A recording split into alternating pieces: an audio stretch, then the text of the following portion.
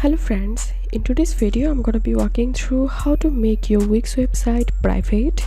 But before getting started this video, make sure to subscribe. How to 1 minute.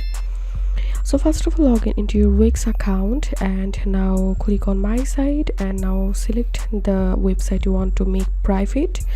So I'm going to selecting this one.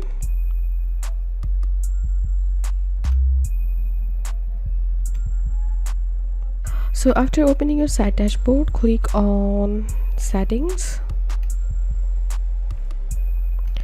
and now click on website settings.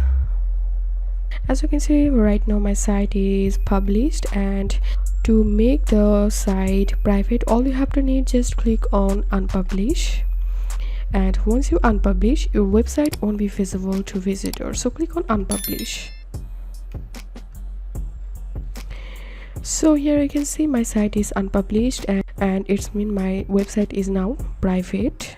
If you have any questions, feel free to post in description. If you think to see more WordPress videos, please check the links in descriptions. If this video helped you, give a thumbs up and please consider subscribe. How to 1 minute. Thank you for watching.